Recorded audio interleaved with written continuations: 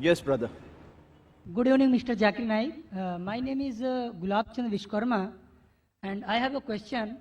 Bakrid is very near this time, and the Muslim faith believe that on the occasion of Bakrid, they sacrifice the goats, buffaloes, and cows, and all that. And according to the Islam, insaniyat and humanity is very important, and every faith should be pity and kind on animals and human being and all that. Then if they believe in this, then why they give the sacrifice of goats, cows and buffaloes on the occasion of Bakrid? Whether they should do it, whether it is in favor of humanity or insaniyat. Brother, that's a very good question. That why are we sacrificing goat on Bakrid? If it's not a Bakrid, can we sacrifice goat? No, any animals, animals. Can we sacrifice goat if there's no Bakrid? They sacrifices, they kills. I'm asking you the question. That means if no Bakrid, if we sacrifice the animal, it is allowed? No.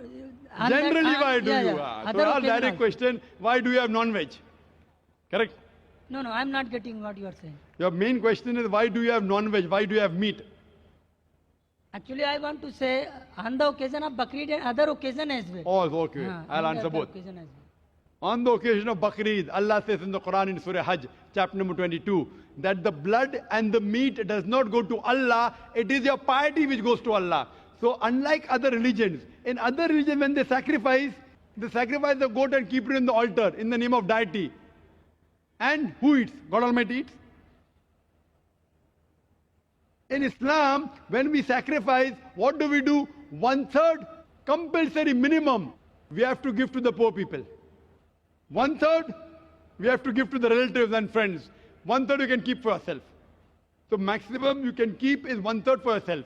If you want to give full in charity also you can give. So when we are sacrificing, what are we doing? We are benefiting the humankind.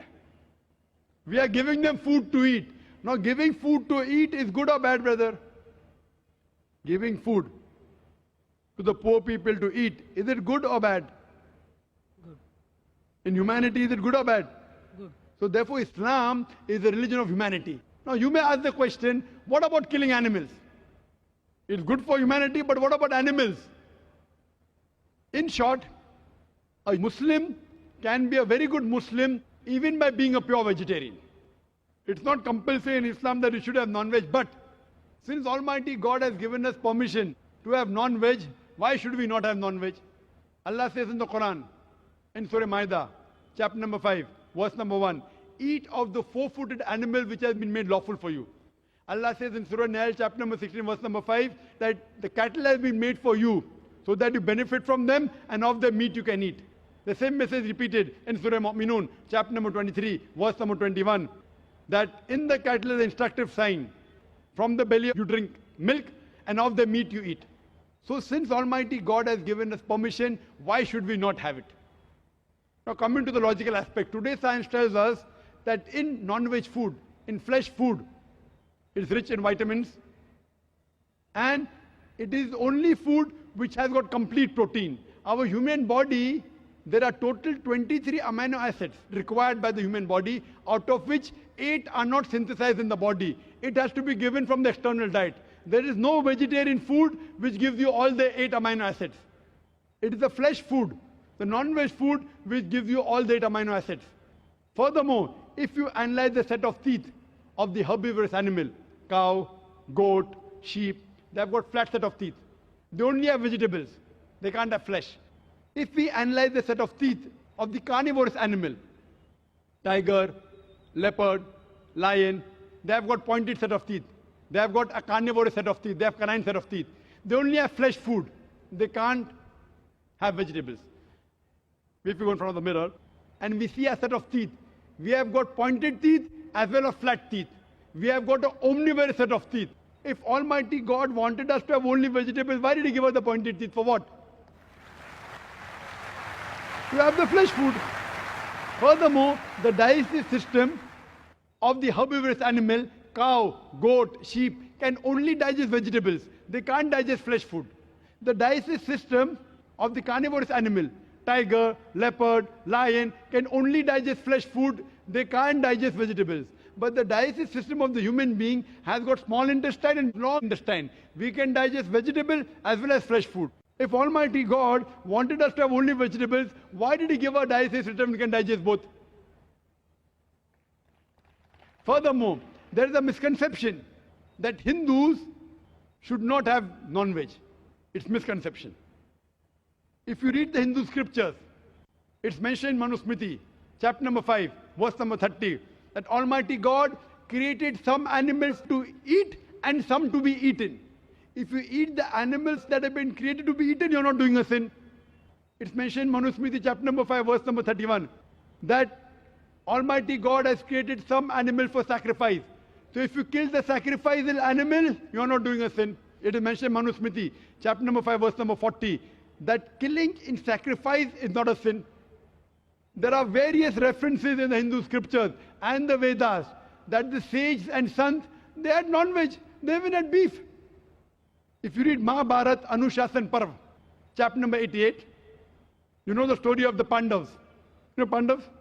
5 brothers. The eldest brother Yudhishthir, he asks Bhishma that what should we give in yagna, in puja, so that our ancestors will be satisfied.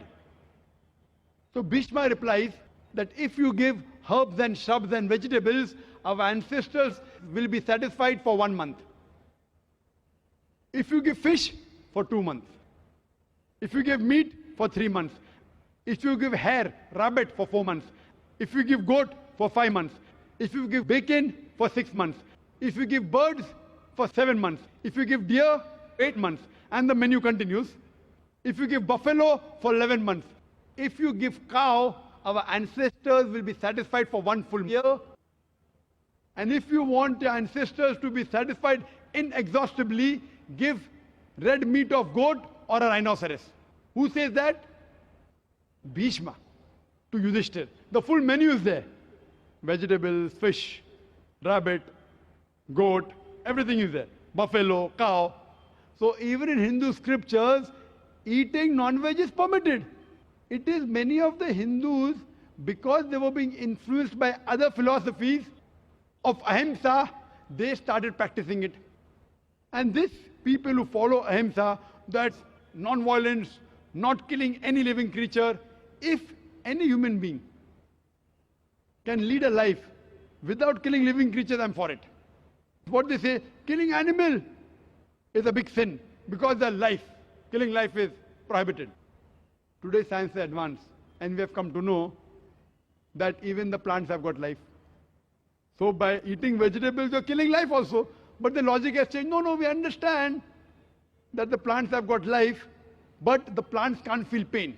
Therefore, killing a plant is a lesser sin as compared to killing an animal. For sake of argument, I agree. Today science tells us that the human ear can hear frequencies between 20 cycles per second to 20,000 cycles per second. Anything below and above we can't hear. Today science tells us that even the plant cries, but the human ear cannot hear. So there was a farmer in USA who had equipment which converted the cry of the plant to the human ear, and he used to know that that required water. Someone will say, okay, fine, I agree that the plant can feel pain, but it has got 2 or 3 senses less. Therefore, killing a plant is a lesser sin as compared to killing an animal which has got 5 senses. For sake of argument, I agree that plants have got 2 senses less as compared to the animal. I am asking you a question. That suppose your brother, God forbid, if he is born deaf and dumb, and when he grows up, someone comes and kills him. So will you go and tell the judge, me Lord, give the murderer less punishment because my brother, he was deaf and dumb? Will you say that? You will tell the judge, give him a bigger punishment. My brother was masoom. He could not hear, he could not speak. So in Islam, it does not work like that. 2 senses more, 2 senses less. Allah says in the Quran in Surah Baqarah chapter 2 verse number 168, eat of the good things we have provided for you. What is good, what is tayyib you can have. And furthermore, I personally have got no problem. If the non-Muslim don't want to have non-veg, I have got no problem. Personally. Only when they tell me it's a sin, or you tell me it's against humanity, I give the reply. Personally, if the non-Muslims continue having vegetarians, good for me. If all the non-Muslims start having non-veg, then the price of mutton and beef will go high. Personally, I've got no problem.